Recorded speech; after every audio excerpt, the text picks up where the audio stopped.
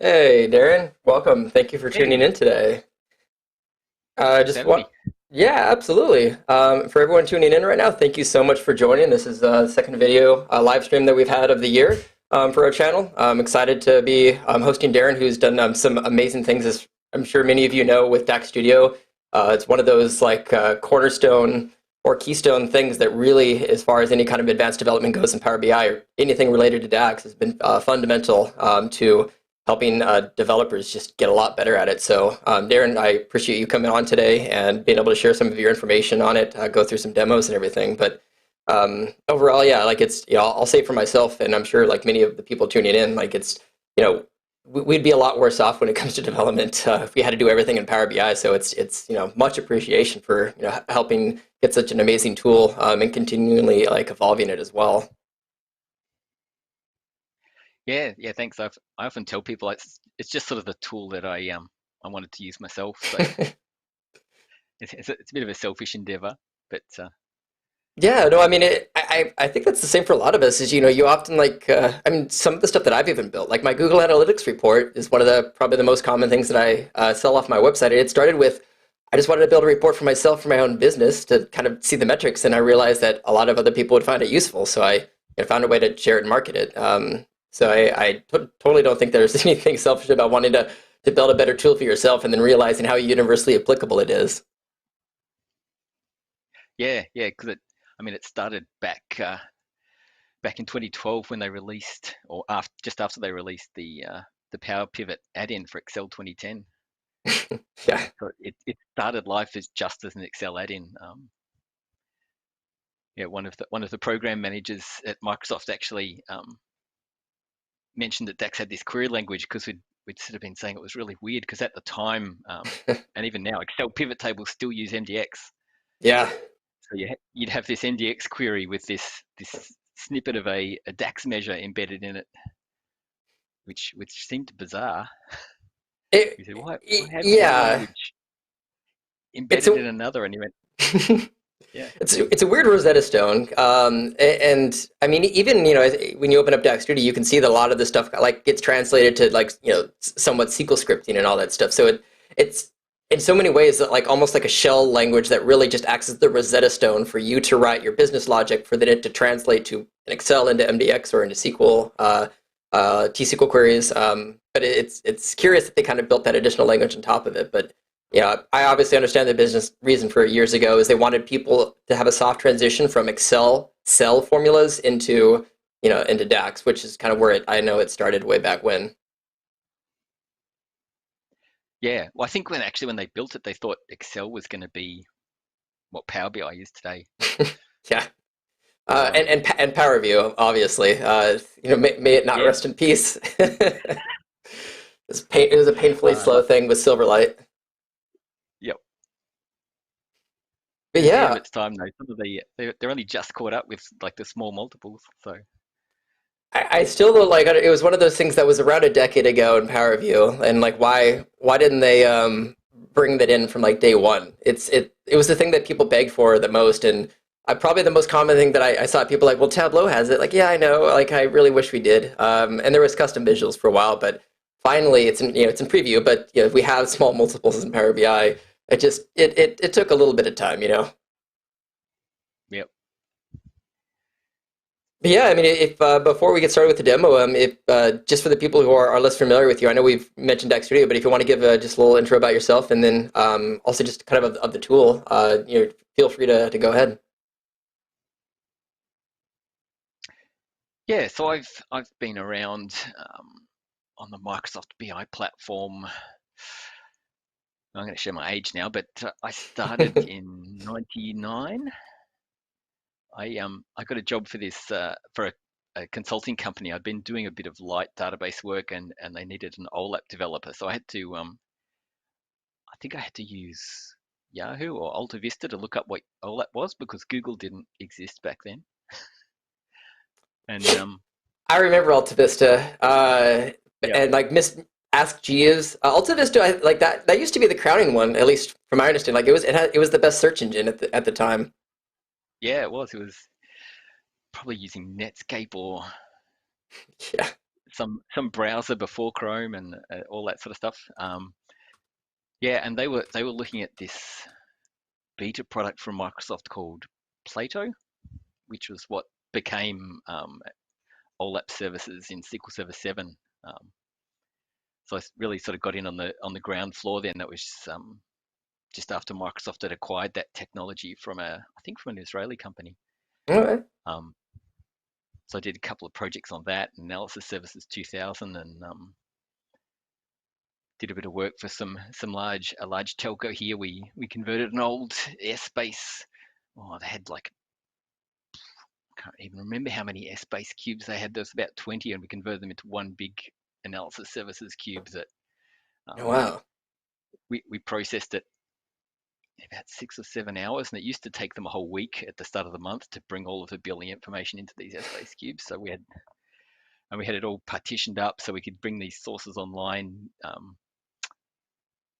as they dropped, because each of the billing systems would come on, close off their end of month slightly differently. So we had them all Yep. sort of loading in, streaming into different partitions, and finally, when the GL had its journals, we could drop that in, and they could have their report within a few hours of the last data source dropping, which was they had to wait a week before that. So that sort of stuff was fun. But then about 2006, I was still consulting at the time. I got my first MVP award, and I've been awarded the MVP. It was SQL Server back then, but it's data platform now. But it's always been in the analysis services, sort of going from MDX to transitioning over to DAX. You're about to get your next 5-year chip then, right? Because I think you get 5 years and 10 years, and then so you're is it this year or next year that you'll get your 15th? I think I've got my 15th. I got my 15th, so it's Okay. 2006. Yeah. This Something like my 21 would 15th. be I think your 15th, right? Yeah. Or 2020, Yeah, but although yeah. you start at 1. Oh, But that's true. because I started in July, so they used to award quarterly, and they sort of do an annual. Okay. I think they award them monthly and renew them annually. They used to renew them quarterly, so yeah. So Oh, I've been through a few transitions on the MVP program over the years. yeah, it's that's just I didn't realize you had one for so long. It's awesome that basically 1.5 decades now of having the MVP award. So it shows that you've definitely evolved with the industry very well. Yeah, and it helps the Power BI evolution and growth of that platform. Hmm. Has been great to see. Um, yeah, That's and in awesome. addition to that, I've been running the local user group for the last 10 years or so, Melbourne Data Platform User Group. So it was a past chapter. So rest in peace, past. But Oh it's now God. it's now just moved to a meetup group, and where I'm looking to start some more virtual presentations again this year. We're still on the full virtual thing with since the COVID lockdown started. So For all of the people tuning in, by the way, I'm just dropping that link in the meetup. I found the link there, so that's the if anybody's interested, that's the local group he organizes. yep, Yeah, it's definitely a sad day when past. It was like a week ago now. Like they turned off their servers permanently. It was kind of like yeah, the bigger they are, the harder they fall situation. But it was so unexpected to see that. yeah. Because I'm involved in the local SQL Saturday, so that um, I'm assuming we'll probably run with that because we didn't. It was nice to have the support from past with they gave the website and all of we didn't have to worry about setting up Yeah. the logins and the ticketing and all the details with collecting money from sponsors and all of that. It was nice to have all that infrastructure there, but it was still very much a ground roots local community run. Hmm. All our volunteers and organising committee. We just have to find different platforms to run that on. So I see you wearing. If you want to just show the shirt for a second, I got the Power Yeah, BI. Yeah, I'm still waiting on getting mine. I'm supposed to be getting it from Microsoft at some point, but the checkout system keeps crashing on me. So hopefully at some point soon. But yeah, it's awesome that it's been around for 5 years now. It's half a decade. yeah, yeah. That's I got that through in addition to DAX Studio and the user group, I often help out on the Power BI forums. Hmm. Um, we've got a cluster of Power BI report servers, so I often sort of hang out there because that seems to be a bit quieter for answers than the desktop forums. So I try and help out a bit there, and so I've got a super user status on the Power BI forums, and they sent out these shirts to the super users. That's awesome. I've definitely tried on and off to answer questions as much as I can on the forums, but I've found that the politeness of some of those people can be hit or miss sometimes. Like 90% of them are great, but every once in a while there's the one where it's like it's a kind of a shorter answer. I ask for a clarification, and the response is more like, "Why aren't you able to understand this? You should be able to understand this already. Why do you need more info?" Like, I'm I'm helping you, man. Like I'm giving you free advice from somebody whose job is to do this. Like you could be a little nicer, you know? Like I'm trying to help out. It's like biting the hand that feeds you a little bit sometimes. Yeah, I think I think sometimes it's hard for people to tell the difference between this is um, a paid someone from Microsoft answering my question, but there's also a skill to asking a good question. Um, Yeah. I know I'm sort of a friend and a fan of Matthew Roche. I know he's sort of Oh, yes, I love Matthew. a big proponent on framing your question properly, providing enough detail in your original question to be able to give me a picture of what you're looking at, what's going wrong. Yep. And often, if you take the time to explain the scenario, sometimes the answer will jump out at you. Oh, exactly. Yeah. Like it provides your own sounding board to yourself as you have to write it out and explain it, and then, oh wait, actually, if I was to, yep, and then you get the little epiphany that pops in. Let's see. Yep. We're at about 13 after. If you want, we can go ahead and get started with kind of walking through DAX Studio. Yeah, yeah. I thought I'd for those people that haven't, I thought I'd start off with the website and show them Oh yeah, absolutely. If you're where, ready, I to get can. started. So I've got that up. So if you want to Perfect. switch over, Yeah, absolutely. Let's do that. There we are. cool. So this is daxstudio.org. So I try and make the download button stand out. So anytime there's a latest release, there's a big green button with the release on there. So that was earlier this week. I did an update. So the main installer version is usually the one you'd want to run. There is also a portable version, which is just a zip file. You can unzip it and double click on the DAX Studio.exe file and it'll run just from a folder.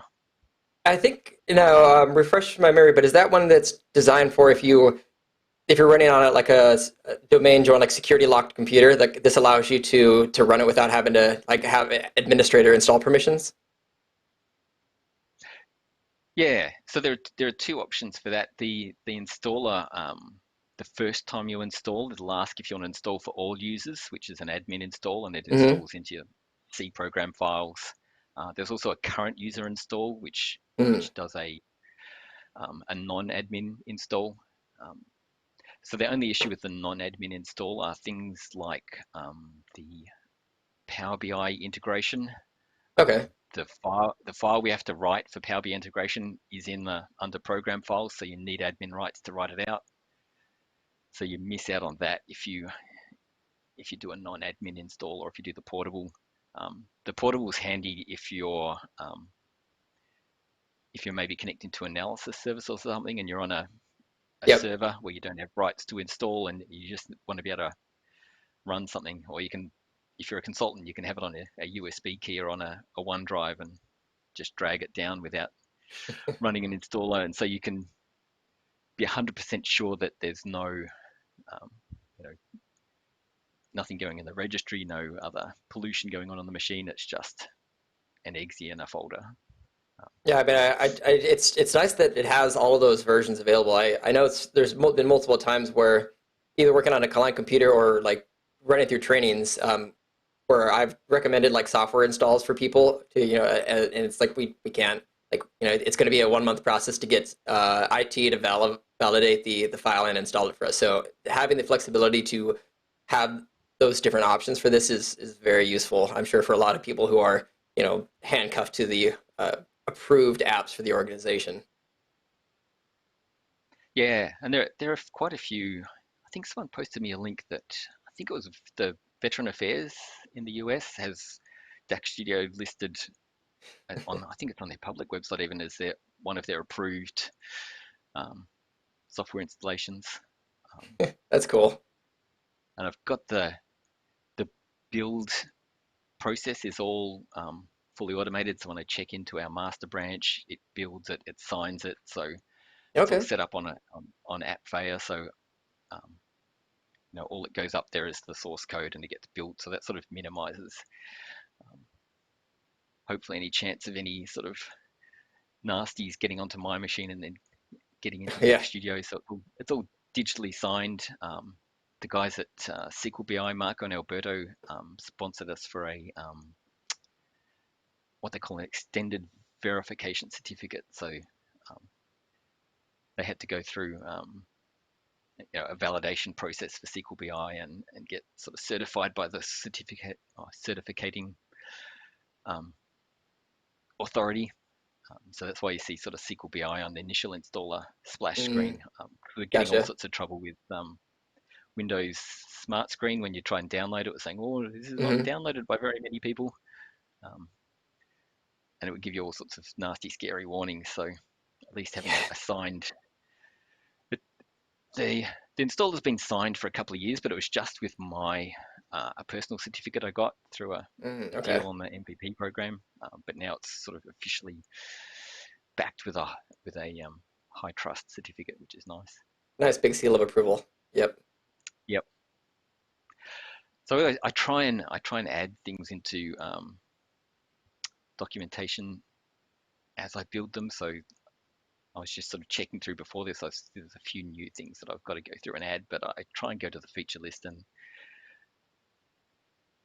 add screenshots and descriptions of stuff. So at least there's a because it's mainly just myself with a bit of help from Marco, and we've had a few little pull requests from people over the years, but it's largely me with a bit of help from Marco and um, Alberto's usually a very good one for some ideas as well.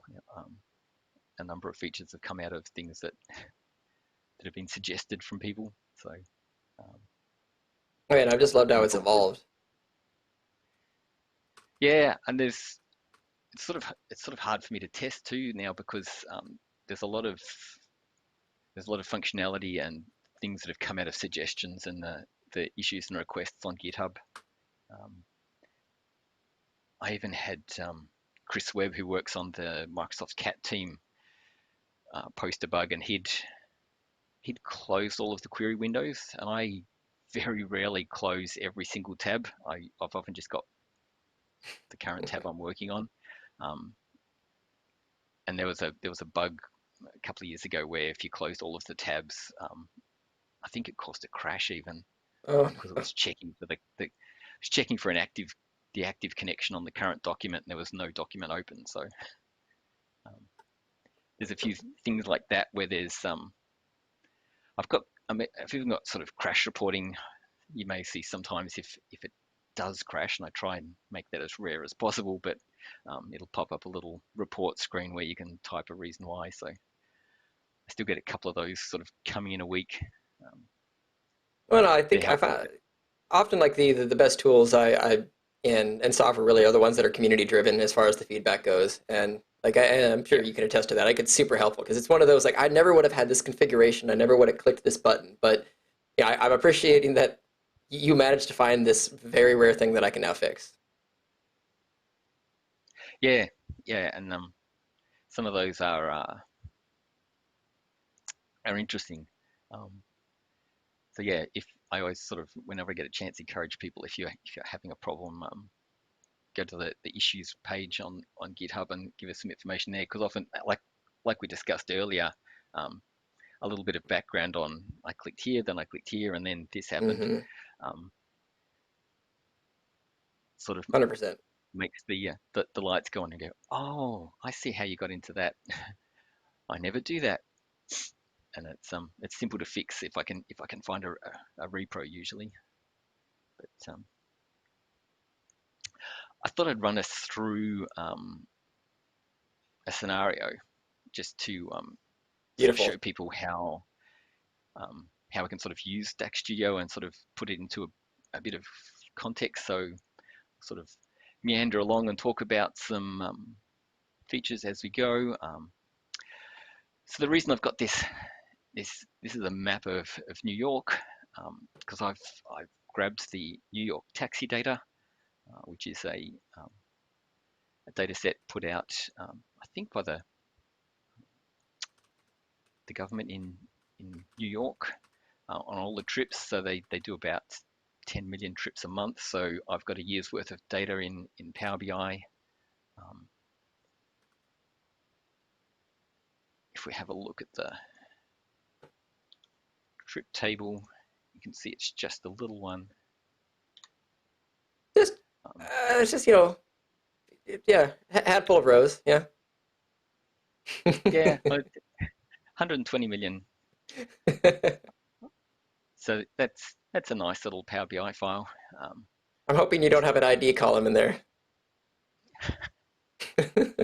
no, I don't think I do. I don't think they tag the taxi dwellers with IDs. But um, yeah, so this is a handy little one for sort of performance demos. Often I find if you use some of the example data sets like Power BI, like AdventureWorks, Oh yeah. um, they're so small that everything's fast. It's really a struggle to find a performance issue. Well, I know like Marco and Alberto have often said in like their DAX Studio and just like DAX tutorials, like anything that's like 10 milliseconds or less, variable changes on like large data, it's noise. It's variability on Yep. like your RAM and CPU. So like you're not going to get performance impacts off of 50,000 rows. Yeah. No. So 100% approve like having a mega data set like this. Yeah. So I thought we might have a look at. So I've got trips from all around New York, which is sort of covers the central Manhattan area and New York, Brooklyn, Queens. So if people aren't familiar, Manhattan's sort of the central business district. So I had this theory: what would happen if New York decided to impose a congestion tax like they have in London, where they charge an extra tax for you to drive into the business district in London? So I thought we could do a little experiment in Power BI. Um, so what I'm going to do is launch from external tools.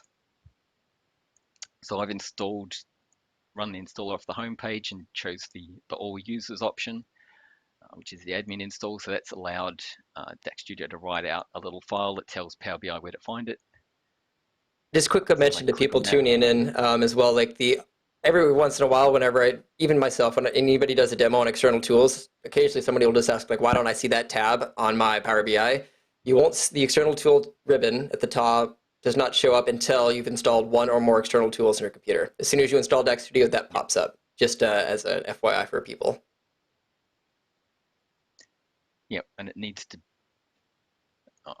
it needs to be a reasonably new version. I think 2.11.1 was when we updated the installer to add that Mm. extra registration file for Power BI. Um, DAX Studio version, yeah.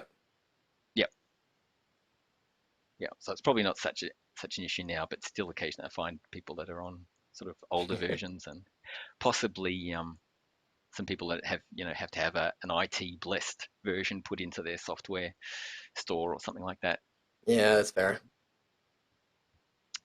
So one new thing people might not have seen that's new in the last this year, is this text in the center of the screen. Um, so one thing that was quite intimidating for new people was that it'd start off with a big white screen, and a lot of people that have written DAX in Power BI would come in here and try and write a,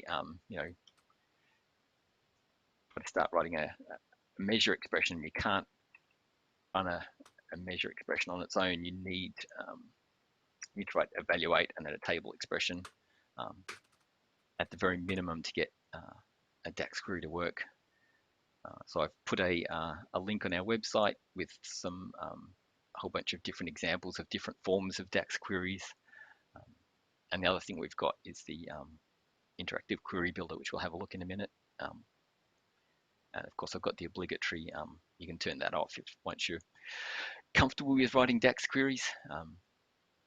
I'll say that this is one of my favorite things you've added in for to make it a lot less scary, honestly. Like, it's a blank page, same thing what they did in Power BI is it can be intimidating for the first time. And I know years ago, the first time I used DAX Studio, it could be 2 to 4 weeks before I used it again. And I remember having to Google a few times, like, wait, how do I actually evaluate in here? Because it's different than how I evaluate in Power BI. And before, it just became second nature. It was one of those, like, it's wonderful to have a reminder to instantly know, oh, okay, to write a measure, here's what I have to do. So like, I'm sure that saved a lot of extra Googling and probably dropped traffic just a tiny bit back to SQL BI, because I know that's always where I went to, because I always had to look up the article on, how to write that. So it's a very welcome feature. Yeah. You also see over on the left here, this is our metadata pane. Because I've launched it from Power BI, it's auto-connected to my model. You see the model gets a lovely, pretty GUID as a name. But I've got all of the same tables here that I had in Power BI. I've got our main trip table. You can see with 120 million rows. Got the pickup and drop-off locations with 265 rows. You can see the number of columns and measures in each table in the tooltips. But we've had connections to Power BI way before external tools even. So if I open a new tab, you can see that this is the normal connection dialog. If you just launch DAX Studio outside of Power BI, and I actually search for running Power BI instances on your machine, and you can just click that toggle and connect to whatever's running. So I've got one running at the moment, but if you've got 3 or 4, you can see the files that are open and pick them from there. The Powerpivot, which was our original connection method back when Powerpivot existed, that lights up when you launch from Excel. So there's the Excel add-in component still exists, and when you launch an Excel add-in, this Powerpivot model lights up. And if you've got a Powerpivot model in the active workbook, you can click on that top one. I remember way back when I had to go, I think it was in Powerpivot, you had to go find the connection string, like the local connection string, and then look that up kind of from, it's either Task Manager or somewhere, and then copy and paste that in, and then it would connect to the local model. Yeah, well, in Powerpivot, there's actually no way. You actually have to be running inside Excel. It doesn't expose any ports or any way of talking to it outside of Excel. But you're probably thinking of desktop, because Power BI desktop runs a little That might have copy been of it. analysis services. Yeah. If you have a look in Task Manager, you'll find way down under M's, there'll be an MSMD serve. So that's an instance of analysis services that Power BI desktop is running. So yeah, you could look for that, and then you could run some commands to find out what ports that's listening on, and then you could connect to that. But yeah, we automated all of that, so it's just a drop down and click it. Perfect.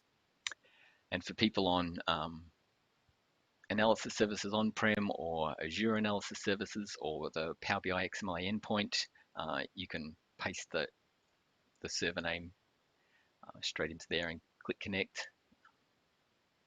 And we've got a bunch of options hiding in advanced. I know some people on Azure analysis services, it can take a little while for the the connection to get established and the metadata to come down. And especially if you've got a big model, some people I think are waiting sort of 30 seconds for the whole connection to roll up initially. And so if you've got multiple databases and it took 30 seconds to connect to the first one, then you've got to swap to another one. Yep. You can sort of be a minute. So if you can, once you've typed in the connection detail, it'll pop down a list of databases and you can choose which one to connect to initially. Some of the other direct query modes, less of a common option. I sometimes use effective username or the roles for testing row level security. You can either, if you're on-prem, or you can type in the name of a user and see the connect to the cube as that user would see it if you've got admin privileges against that model. And you can also type in a role name and connect to the model and see the model in that role. And that's quite interesting from a performance tuning perspective, because you can see some of the impact of the role on performance. Oh, See some of okay. the role in the server timings queries. I've not used that, but that sounds super useful, especially like you said, with any of the ones in like Azure or other places that has multiple roles assigned to it. Yeah, and sometimes with row level security, if you've written a Mm, nasty filter expression, it can mm, have an impact that you don't see as an admin. Everything sort of runs, it bypasses the row level yeah, security when you're in Power BI desktop, and then when you deploy it, it's adding an extra layer of filters, which you can see in Performance Tune by adding the roles equals onto the connection string, which is just this box here. it's awesome. And you see, I often spend a little bit of extra time making sure that things slide and animate. Just I like the whole yeah, making things smooth. Even this text here, you'll notice it doesn't just blink out, it fades out. So that's coming through on the screen. Yeah, it's the little things, right? It's the small touches. It's a little smooth thing. Yeah, Yeah. that gives me joy. So No, I mean, as a designer and certainly somebody who focuses a lot on aesthetics, I appreciate those little things. Like, oh yeah, like that just didn't happen. Somebody put an extra 30 minutes or so to script that. yeah. So I'm connected to our taxi thing. Um, I thought I'd contrast it also to the experience. So if you wanted to add a new measure in to test, what would happen if I increased the taxi fare by 20% if you're Hmm. getting dropped off in Manhattan. So I could do that in a measure. If I click new measure, it'll come up working on it. Um, so do, oh, hands are in the wrong spot. Um, I can create my congestion fare. Um, we'll look at a few different ways of building this measure. So I'll start off with a simpler one. So I might have a look at each trip, And it might be good either and then to use zoom in or just increase the text size in Power BI just a little bit. because I can, There you go. Perfect. yeah. So you can do the control mouse wheel to zoom in, and we've got that in DAX Studio as well, which is, Only took them like 3 years to add that to Power BI. yeah, I can't remember if we had that in the Powerpivot for Excel either. It It was gets hard. in Powerpivot like from at least since I was using it in 2011. The pop-up little measure configuration window always had the control zoom in and out. It took them Yep. years to add it to Power BI for some reason.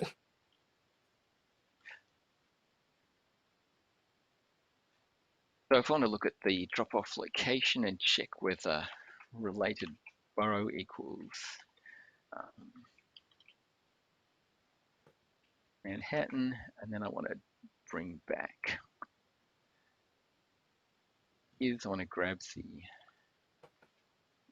the trip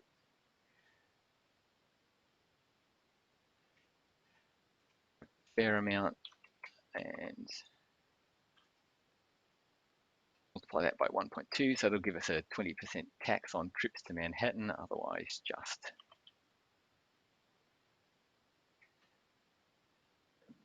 fair amount. So once I've done this, I click and it does the whole working on it again. But now I would need to, I can't see the results of this expression anywhere. I have to probably have to add a new page and start dragging, dropping stuff. Yeah, it's not easy to like develop in Power BI. Like you just said, you kind of need like a development page. You have to build the visual. You have to drag and drop the right fields into there. You can't really. You need an actual object on a page to preview it in any sense. Yep. So sometimes it's nice to work in DAX Studio. So I'm going to open up the query builder and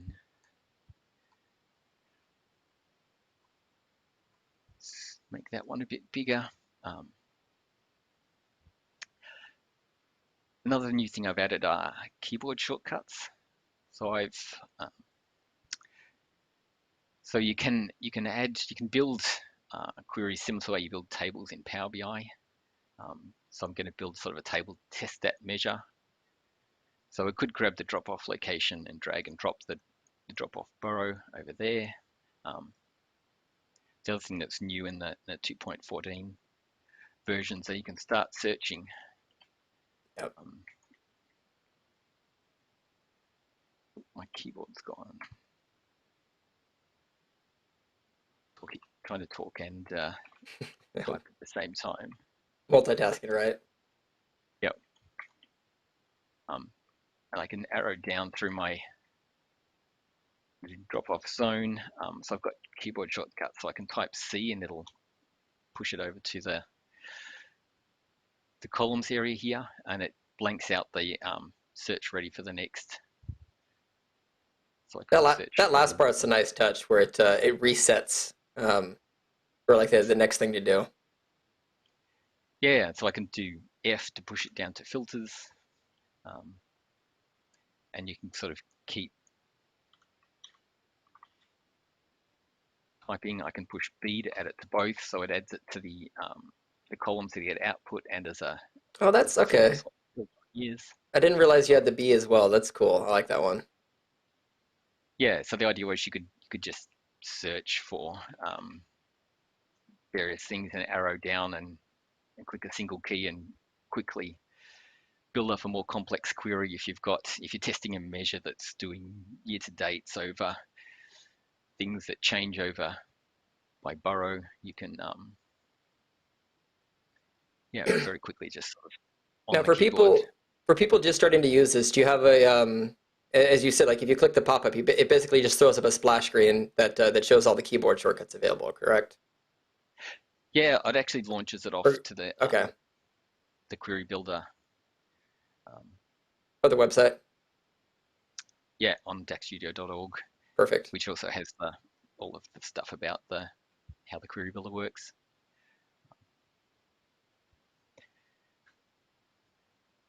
So I was going to grab the drop-off borough. I was going to grab the fair amount. So I can drag and drop those. I can run that, and that brings back our current fare. So if I want to at that other measure I was looking at building in Power BI, I've got a little new button at the top. So I create a new measure.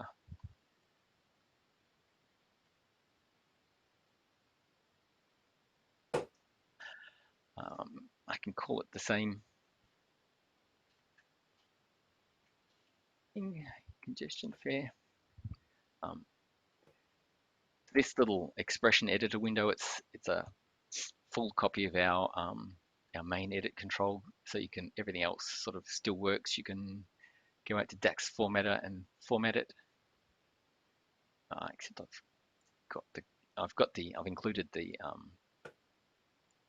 congestion fare, which is up in this box. So to write a measure here, I need everything after the equals. There we we go. So that's, I've applied DAX formatting, so that's gone out to daxformatted.com and formatted the measure.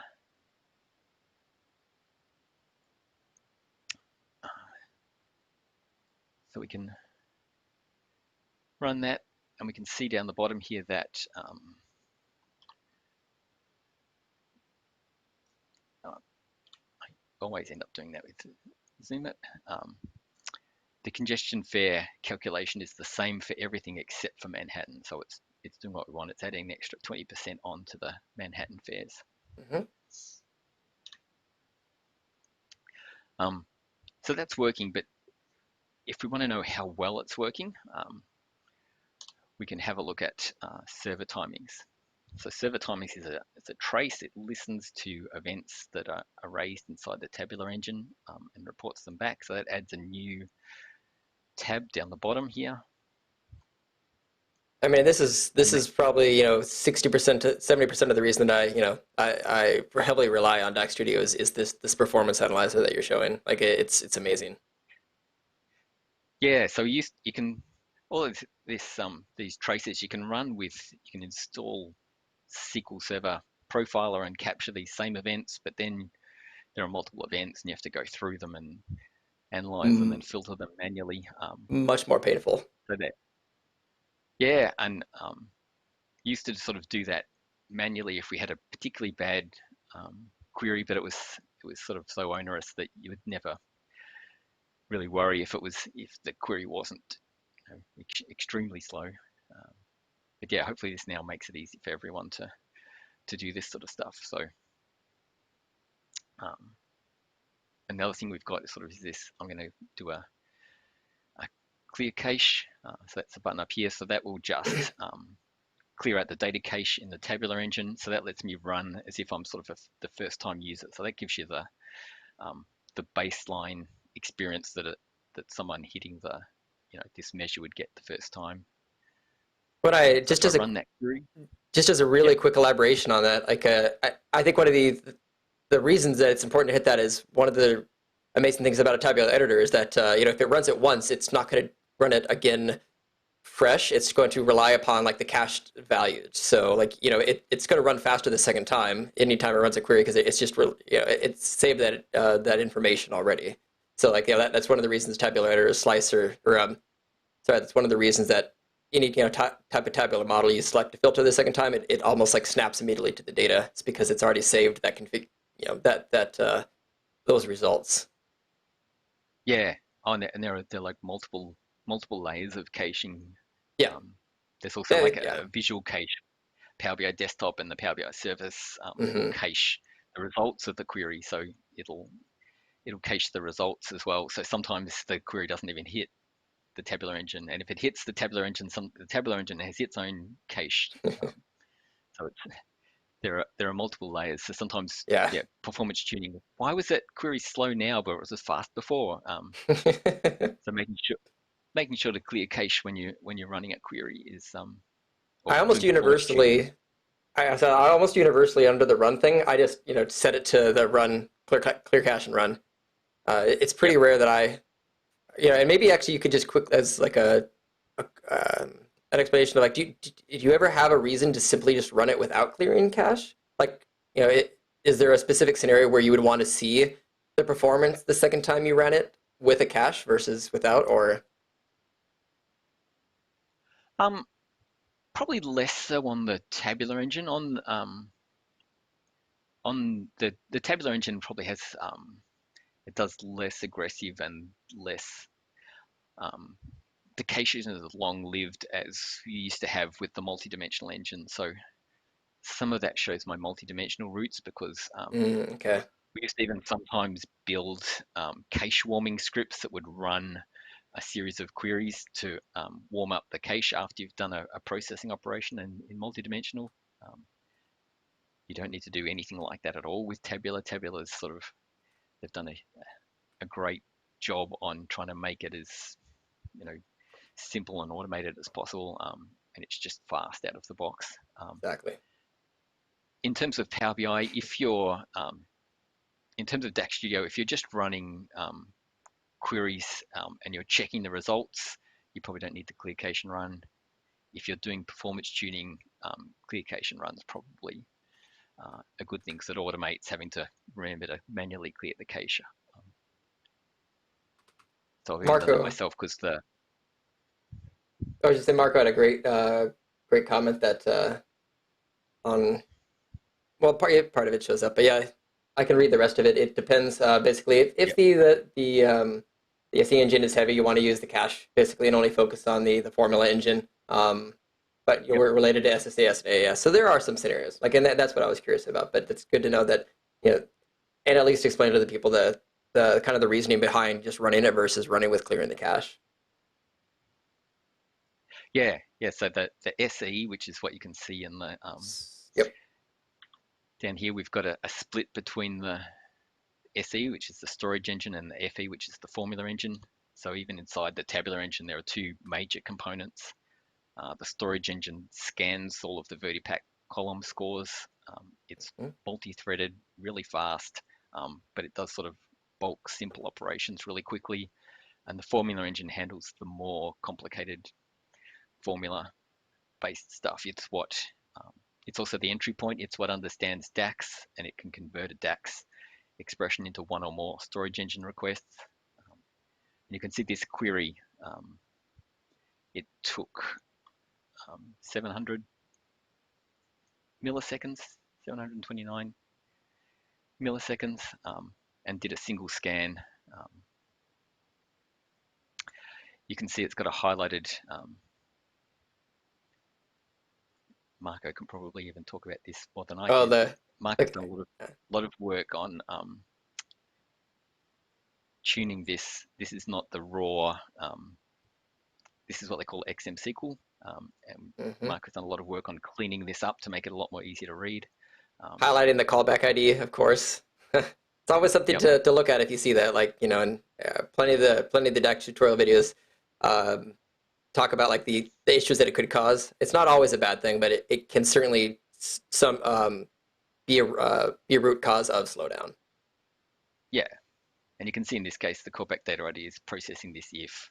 It's Yep. so the storage engine doesn't understand doesn't know what if is. So for each row, it's going through and it's calling back to the storage engine to get it to tell it whether I should be multiplying by 1.2 or not. Um, so that's not a great pattern to use. So let's see if we can improve that a little bit. So um, 729 milliseconds is not disastrous. And in general, like If we you're were to essentially like you're 99% in the storage engine at the moment, and you're kind of wanting to shift the logic a bit more over into the formula engine. I'm assuming. yeah. Yeah,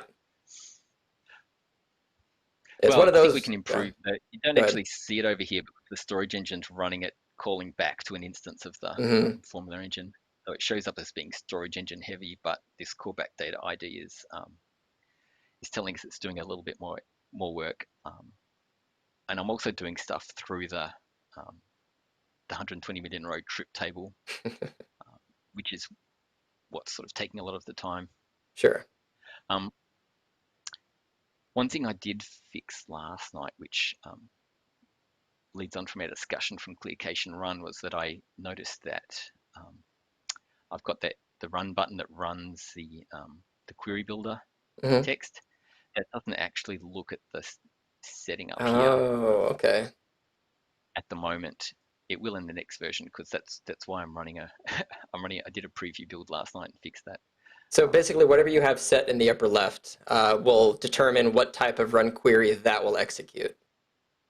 yeah, I might see if I can get the icon synchronizing between these two so it's Okay. clear what it's doing.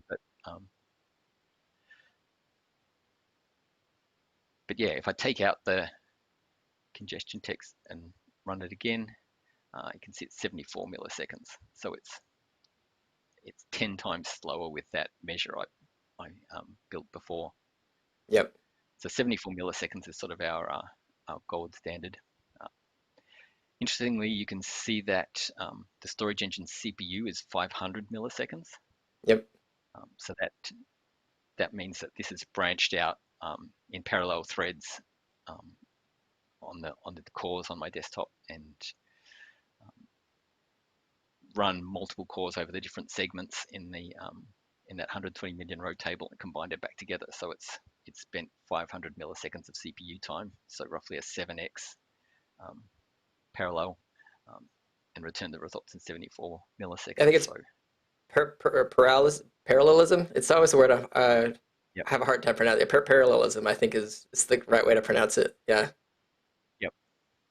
it's a Yeah, I once had mouthful. one of the tabular engine developers told us when they were first demoing the tabular engine to management, um, they didn't have Power BI, they didn't have the model builders. They had to do a lot of Mm. stuff by code. So they were you know, typing commands into debug windows and stuff to get a model built. And I think they spent 20 or 30 minutes before this meeting with management loading up a data model. And they said, okay, let's test it. And typed a command and they went, oh, that was too fast. Something's wrong. But it would actually, like, it had run the query. It was just instantaneous. It was faster than they'd actually expected it over this large data set. They went hunting for errors and they went, hang on, there's actually results there. So It's kind of fun when something works so well. Like this. This has to be broken. It can't be this good. yep, can't be this fast. So,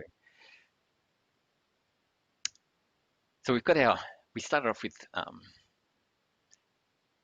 our our measure. Do I still have that in my clipboard? I do. Let me switch over to a. There we go. I made our images a little smaller, so I'm not cutting off any of the text. Oh, there we go. Yeah, so I think doing a sum x over this 120 million row trip table is not a great idea. So another way of doing this might be to use our fair amount. So I've got um, calculate our fair amount measure. And as you're typing this out, it's a question asked much earlier, but I just it's perfect related to the IntelliSense. So let me just pop that onto the Yep. screen. Apparently sometimes IntelliSense can stop working in the middle of a query, but when you clear the cache, it seems to kind of start working again. I don't know if that's something you've seen or experienced before. Yeah, it was the the IntelliSense engine is built for it was built for code languages, so it was built to drop Mm. down when you click a dot. Um, Oh yeah. so I've sort of done some customizing on it, but sometimes it seems to think it's dropped down, but it's not. Um, but it's it should be better in the version 2.14. I've added some more, so I've had to customize it a fair bit to get it to work with DAX, and particularly to work with Fair. keywords that have spaces in them. Yeah. Um, so the IntelliSense is sort of built into the edit control we're using, which is something called Avalon Edit, which is an open source project.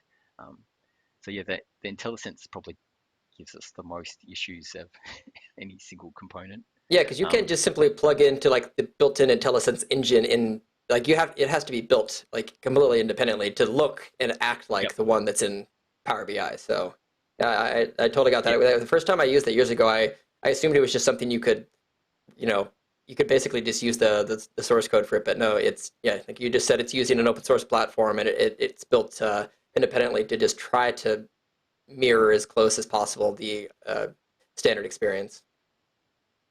yep, yep. And some of the extra reset code I've added works. I've actually found if you Alt Tab away and back, sometimes that wakes the IntelliSense up. The edit control actually has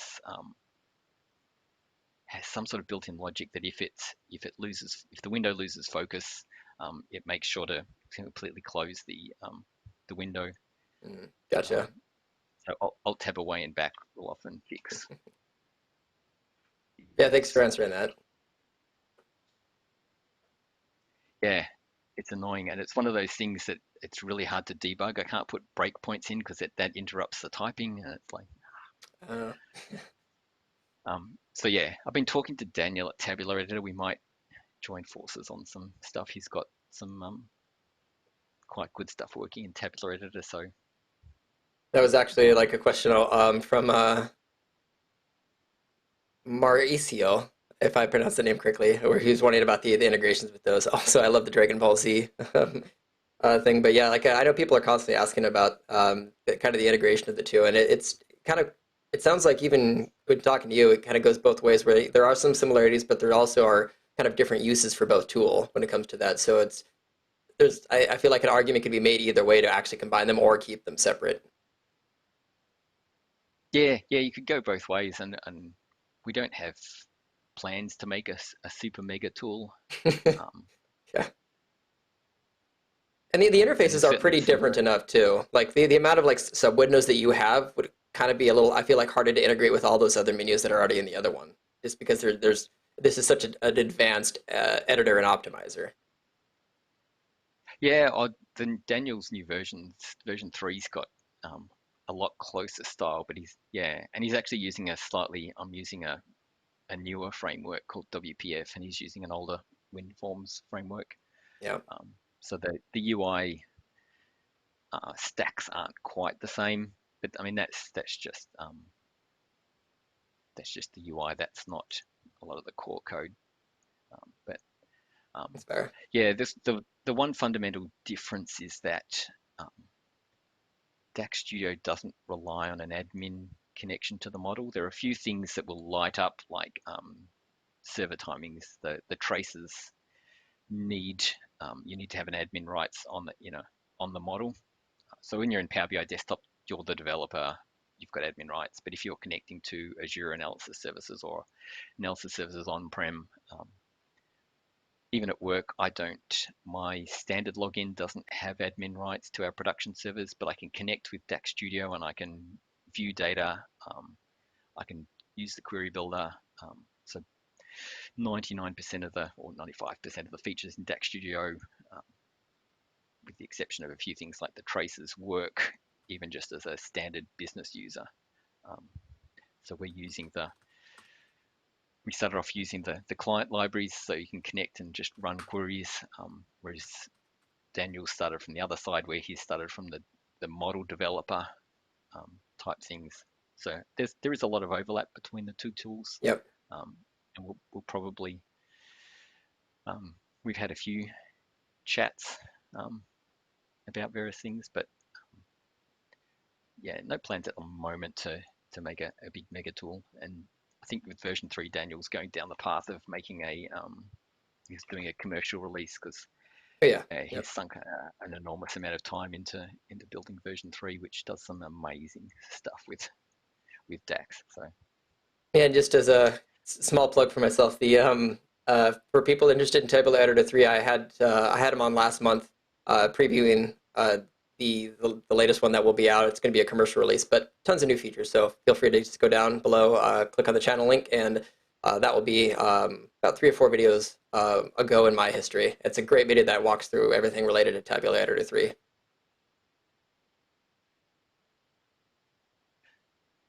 yeah, so what I'm doing here is instead of doing a sum x and going through all 120 million rows, we can do a calculate where the location is Manhattan, Hmm. um, and then we can do a calculate where the total fare is not Manhattan. So um,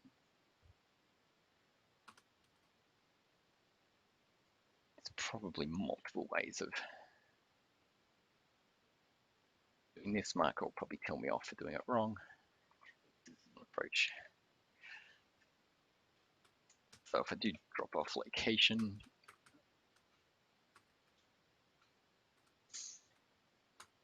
look at the values for the drop off location. I'm doing an accept.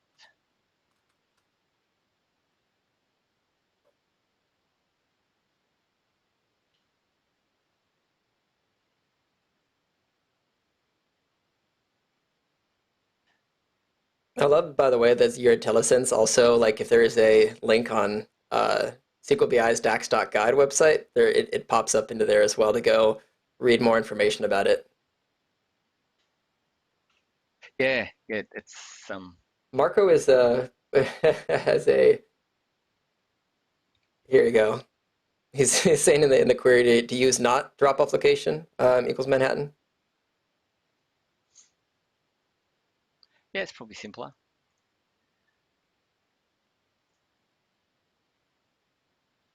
See, I came to host, but I stayed just to see what to see Marco's comments in the thread.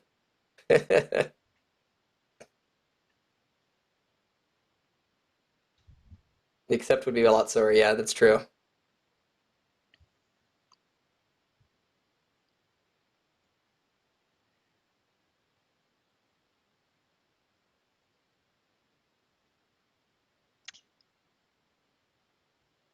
So our previous one was what, 729? Yep. This is now 209, so we're 3 times faster than our first attempt. Um, On and if I 120 check the, million row table. yep, Yeah. and if I check the output, I can see this clear cache event kicked off beforehand, so I know Hmm. the change I've got in my preview version is picking up the run style from up here, so it's definitely didn't run it against the warm cache. Because yeah, that was how I noticed. I was running through just double checking the demos last night, and this shouldn't be this fast. I went, oh, I didn't clear cache. Yeah, exactly. So So yeah, it's nice that it logs that in there as well. It makes that very clear.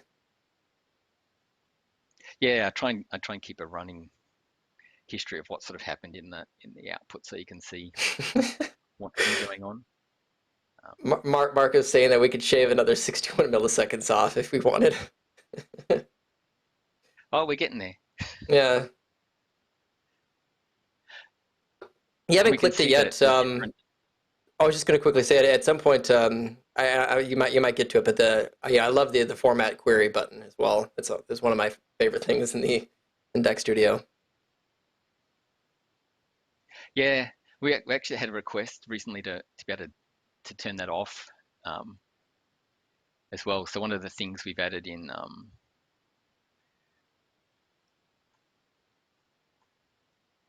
the latest release is some privacy settings. I don't recommend turning Okay. these on because they if you don't have to, because they um, disable functionality. But I know there are people in high security or highly sensitive information services where they don't want to risk anything connecting outside to the internet. So there is an option. There's an option actually in the installer to turn out all external access off. So you can only set that when you do a fresh install, but you can block external services That's if you really don't want to nice. send queries out and the version checks and crash reporting. Um, the crash report does have an option where you can include a screenshot. I think the tool we're using has it on by default, but you can turn that off. Um, so we try not to leak any personal information. But sometimes if you're doing a filter where customer account number equals Oh blah yeah. blah, and you click format query, it's technically sending that to DAX formatter. So if you've got very paranoid security people and you don't want to risk any of that PII stuff leaking, you can disable that in settings so that people don't click it. Um, but yeah, it's really handy. It makes often get big long strings of stuff, and I throw it to DAX Studio and format it just to read it, um, helping business users with DAX queries. So we can see this has gone from one query down to we've now got 3 queries. We can see it's doing a query for Manhattan.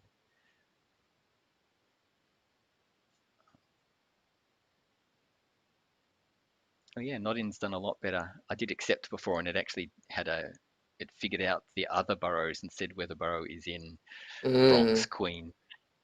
Um, so yep, Marco's right again. So it can see it's done a lot more not in filter, but we're still at 209 seconds, and I think we can get better. So if we go into our measure again, the other approach is because we're looking at the different boroughs and only looking at where it's Manhattan, we could do a a sumx over the boroughs. Just looking at the handful of, so I'm going to drop off location and look at the IntelliSense. So there's only like 7 values in boroughs.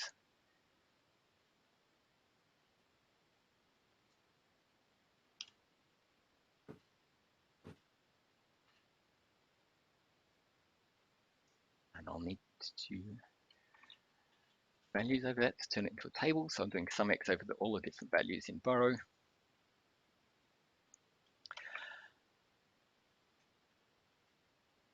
And then I want to do my if the drop-off location borough is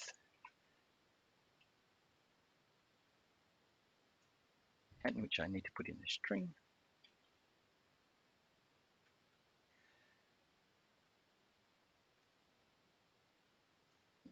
Total, yeah, by 1.2. Otherwise,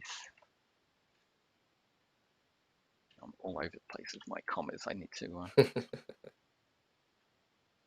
Hey, at least if you are inconsistent with them at any point in your format, and yeah, click that magic button. Oh, Nope. needs an See, I extra clicked something. format, but Yeah, it needs an extra. If I put the cursor just near the brackets, you can see it's bracket matching to the if. I haven't closed off the equals. I feel like The that's DAX probably the most common formatted. like it's got to be one of the most common like mistakes made in DAX is you put the not enough or too many parentheses in there. Yeah, like most functional languages, you end up with brackets inside brackets inside brackets, and it can be Yeah, hard to. I once worked with a developer that had daxformatted.com open when we were working with Analysis Services 2012 because he had pasted his code into there and clicked format to check he hadn't missed brackets, and then pasted into the old Visual Studio because it was so slow to update queries to update measures on big models. And if you've just forgotten one bracket at the end, it would take forever. exactly. So in theory, this should be faster. So we're going over the values. So let's see And how that works. and as this is running, like this is one of the things that I think is great about DAX Studio is like it's you don't always necessarily know the right path to take. Like if you're familiar enough with DAX, you probably can think of 2 or 3 ways to write any complex measure.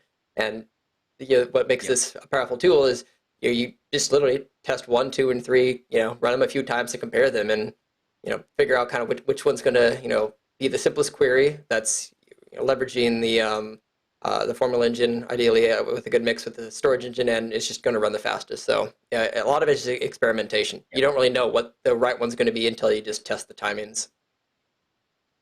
And these timings are coming from the engine, so it's getting Hmm. all of the user interface in DAX Studio, all of the data binding and stuff I have to do to display results. None of that impacts on this. This is raw engine timings. I got the query, I calculated the results and sent them back. So this is pure engine speed. So um, yeah, like Marco says, like if you get down to 10 milliseconds, like the difference between 8 and 12 milliseconds is noise. Um, Exactly. but so I think our raw query was 70 milliseconds and this is 250. So it's still, and this is not much better than my previous attempt with 2 measures. And you can have a look at some of the queries um, that it's running against the storage engine. So you can do it's going through each drop-off location and it's summing the fair amount, um, getting a list of drop-off locations there. You can see it's calculating the Manhattan drop-off location. Hmm.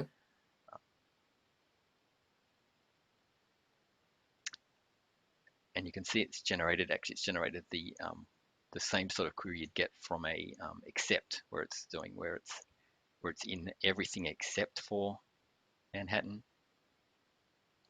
Um,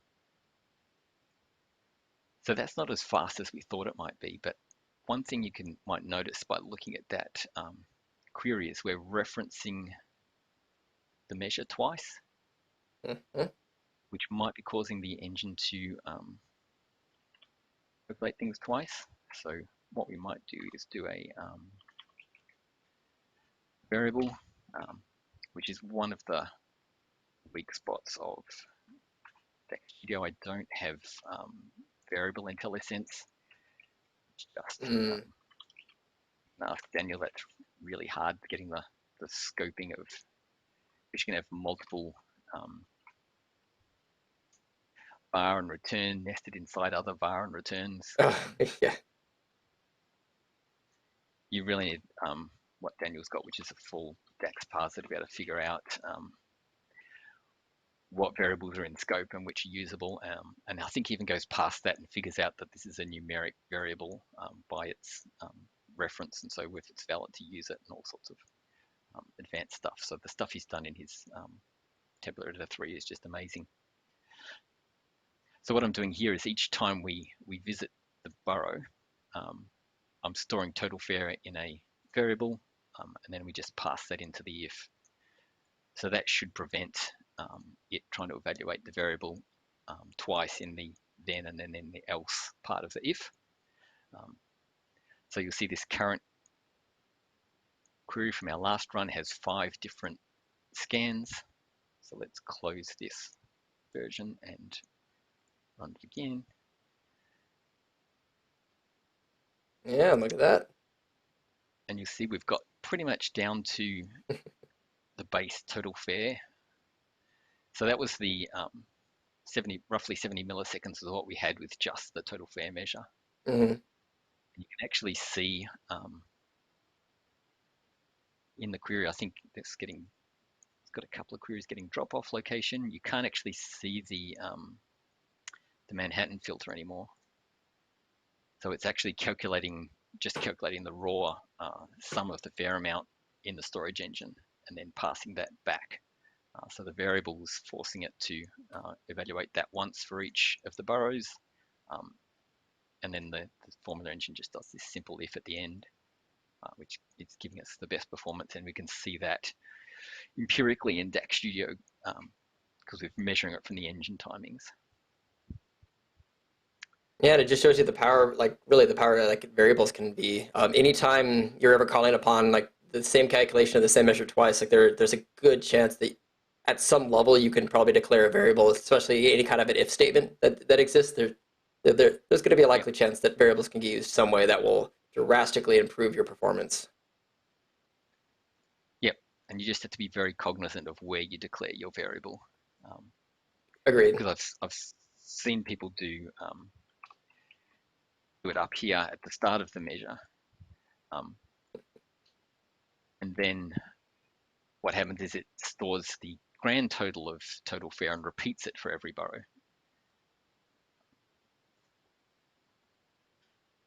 So if you move that out, you get the totally wrong result.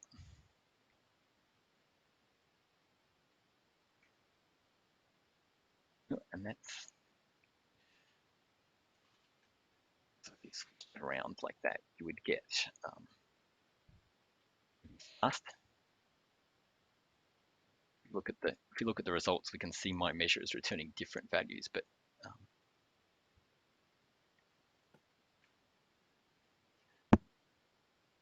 no, it's doing, what is that doing? So normally that would store total fare. That's bizarre. Normally you would see that repeating all the way down when you do that mistake.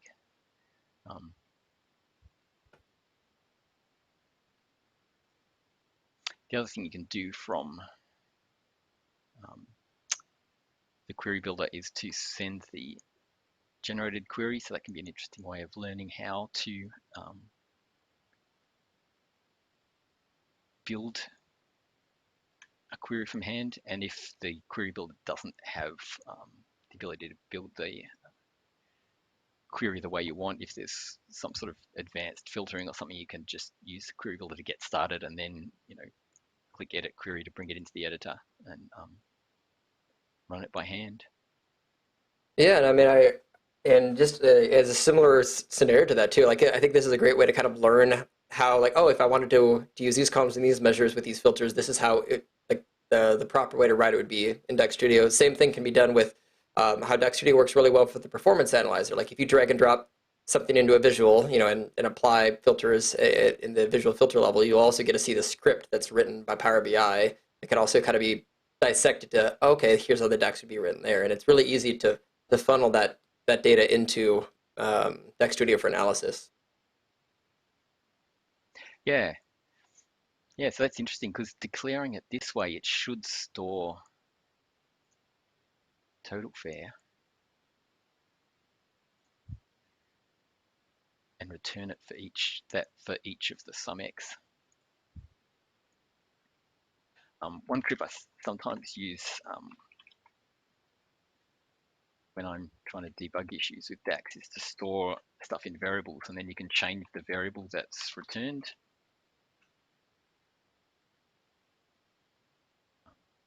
Instead of returning this result variable, I'm going to return total fare. Because I had that highlighted, it was trying to run just the highlighted text. So if I undo that. Oh, because it's calculating inside the, because I've got drop off borrow in the context.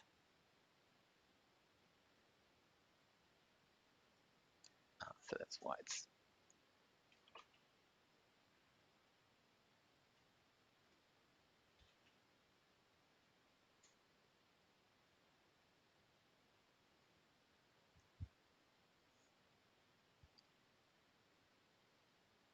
Yeah, so you won't be able to see. Yeah, it's because I was showing the borrow, it was already inside the context. Okay.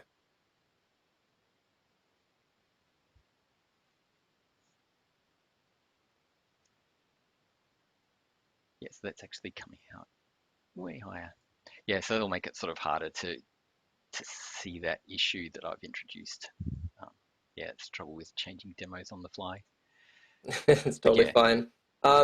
I would say if you have a chance to show it before we maybe wrap up here in the next 10 minutes or so, but it would be nice if you could show the performance analyzer feature, if that's something that's easy for you to do, where you can kind of like pop that data into here really easily. are the metrics the Vertipack analyzer stuff? Well, that also You mean, or actually, the I think that one would be better.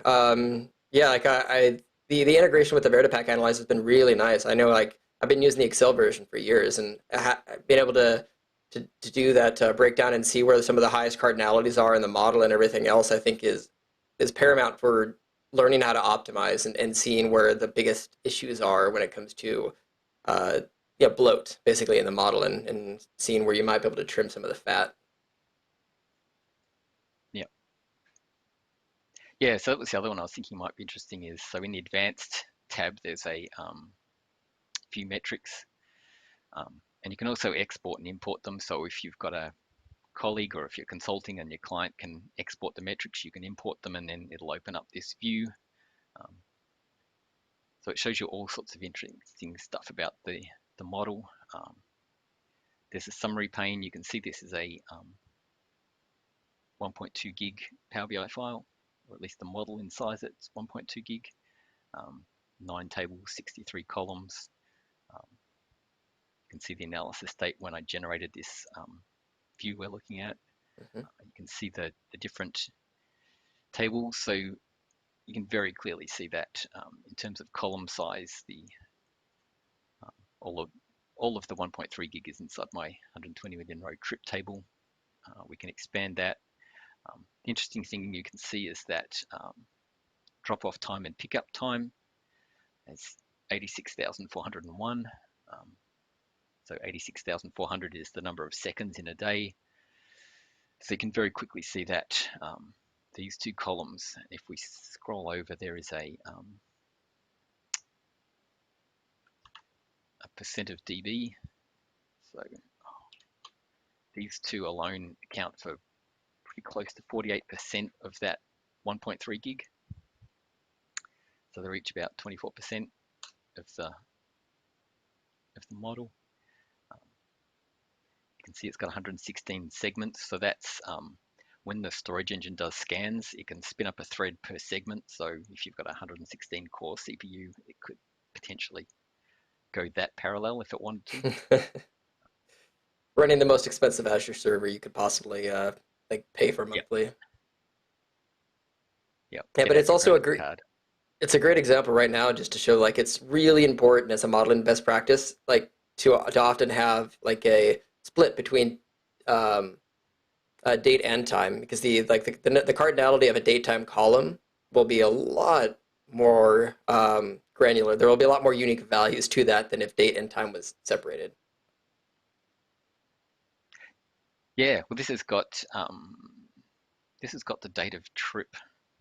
It looks like you have you have drop off and pick up date and drop off pick up time separate. So like you can basically Yep. have a time dimension table in that, but if they were actually like if they hadn't been split, your file would be even bigger. I would imagine. Yeah, this would be 300, potentially 300 times larger because I've got a 365 days Yeah, in exactly. here. But the other thing you might say, well, do I actually need seconds? Can I divide everything by 60 Hmm. and just get it to the minute? Is that good enough for my business? And, you know, a 60-fold, if you can cut, um, yeah, 60 times off that 48%, Yeah, I mean you can it go ahead. vastly reduce the overall size of your model, which will increase processing time and queries and just be all around goodness, really.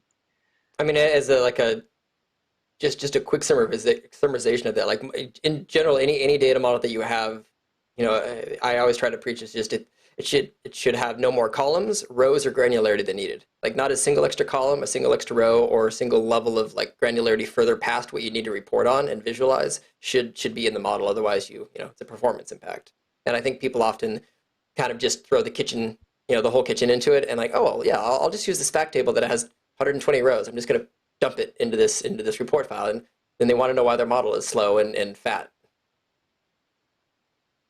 Yep, yep. It's not quite as bad in tabular as it used to be with some of the other technologies because it's columnar columns that you don't query don't have an Mm-hmm. impact, but then at processing time and everything, it all takes extra time Yep. to read stuff in. When you click Um, save on your computer on or on a 1.8 gigabyte file, it takes a minute or two to actually save the file at that point because it's a massive file. yep, So, and I'm a person who controls S's pretty regularly, like as I'm developing, just because it's a good, I want to make sure in case something happens, like I can go back. So, and if it takes 2 minutes per save, that's certainly a painful process. yep. And I actually use this model to test our export data feature, so you can export the contents of an entire model out um, and just pick which tables you want and export them out to a folder. And I tested using the trip table. I won't do it now because it takes like an hour or so to export, or over an hour to export the 120 million rows. But yeah, this export, it generated a 20 gig CSV when I did that. Took an hour and a Wow. half on this machine. And I was watching in Performance Profiler, and because I'm doing sort of streaming batches, um, don't think Power BI memory usage actually dropped a little bit over time, and DAX Studio sort of stayed 100, a couple hundred meg, and it just streamed out and generated this massive CSV file. It's a Um, testament just to show how much compression the Vertipack engine can do on the data versus when you just export it out into raw data. Like that it's a 20x increase or like 15x yep, compared to what your file size is.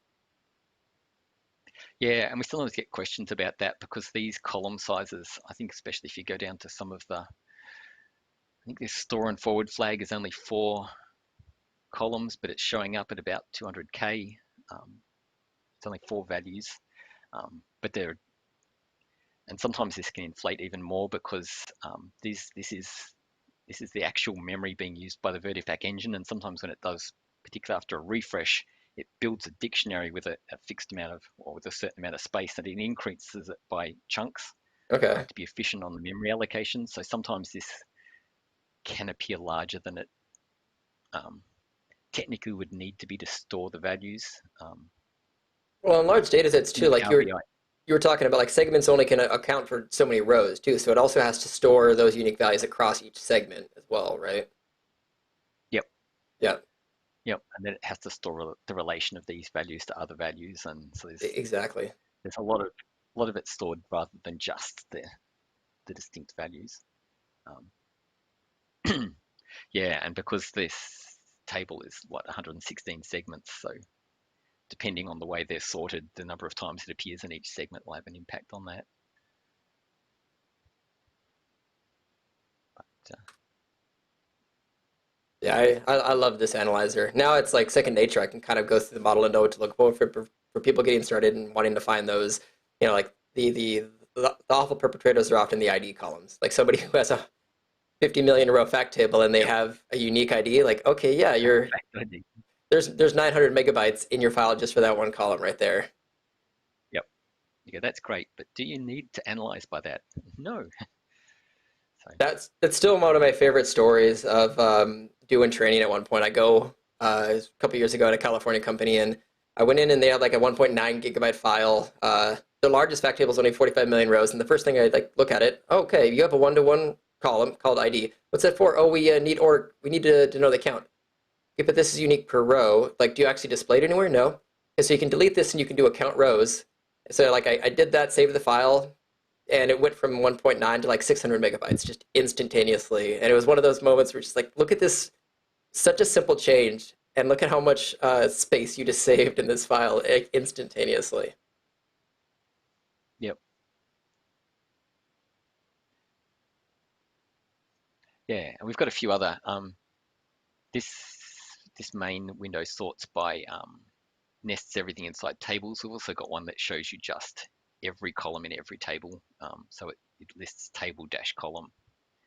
So that can be interesting to look at in case you've got, a small table, but it's got a big column nested inside it, or sometimes you get some big tables that just Yep.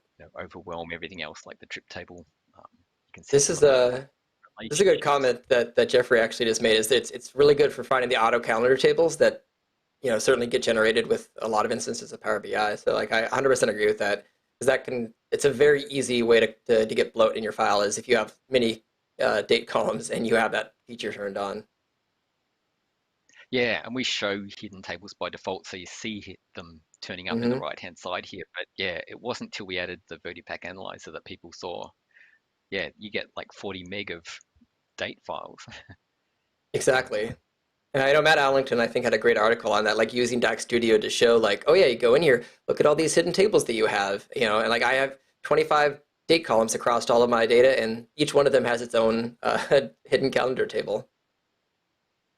Yep, and a lot of the professional developers build their own date table, so they've got a bit more control over it. So then you've got Hmm. another copy if you Exactly. forget to turn off the auto ones. Um, and you can also see in the relationships tab, we actually got a thing over on the right-hand side where we show referential referential integrity violations. So where we've got a value, you can see in this case, I've done it again, missed the wrong. Um, value 3 is missing in my vendor ID. So I've got a value 3 in trip ID that doesn't exist in my vendor ID. So that could be interesting. That's the one, I think that's the one column we don't actually save. If you export to a VPAX file, we don't save any data. We only save the Hmm. model metadata and statistics. For So this security. sample violation, Yep. yeah, it's only visible when you're physically connected to this data source. So we know you've got permission. So we try, um, yeah, never to leak any data, as I said. And there's those few extra security things if you're in a really locked down environment.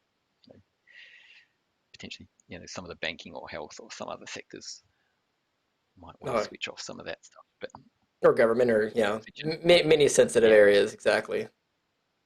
yep. I think this is a good time to start wrapping up. Is there anything else, other features you'd like to cover quickly before we kind of finish off for the day? No, I've done other videos with Mike Carlo on Power BI tips, and I think Hmm. between Marco and I, we've got like 4 hours of videos going through the various features. So I thought that might have been a good introduction and show a more practical sort of way of measuring changes in a scenario, Oh, absolutely. testing different types of a measure and using the query builder. So yeah, I sort of thought the query builder would be good for people getting started with DAX, but I find myself testing measures with it a lot because I'll go, oh, I want to do a rolling 3-month sum, so I'll drag month on and build a measure, and I can very quickly test and iterate on something without having to, um, you know, mess up my report by adding test pages and things. So yeah, Exactly. Like I've you found said, a lot. it's great for iteration and just it's sometimes it's like throwing spaghetti at a wall, seeing what sticks kind of a scenario and just testing things out. And even I still like I would consider myself like you know in the like low end of the expert level of DAX, but there's still sometimes where I tried two different ways to filter something, and I couldn't really tell you why one actually is faster than the other. I just know that I knew 2 ways to write it or three, and DAX Studio at least helped me find the correct one. And if I really want to go down a hole, I might Google some SQL BI articles and more about some of the functions that I used to see why wrapping it this way worked. But even if you don't 100% understand why one is faster than the other, this will still at least help you identify which one is as far as implementing it in your model. Yep.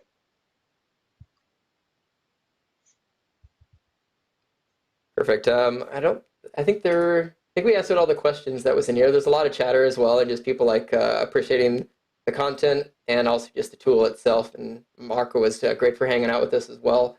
But yeah, unless there's anything else, I think we can wrap up. And again, like from my perspective, I appreciate you coming on. It's great to be able to host you. I've been using your tool for years before we even ever introduced as MVPs. So. Lovely. All right. Well, then, everyone, thanks for tuning in. Like I said, feel free to check out any of the live streams that I've had just down in the link below. Next week is Mark Caruso is actually going to be on talking about some DAX best practices with some conversations around bidirectional filtering, some of the new composite model features, and some other stuff. So if you'll be sure to tune into that as well. We'll be doing another live stream and just hanging out. And otherwise, I will see everybody next week. Bye, everyone. Ciao.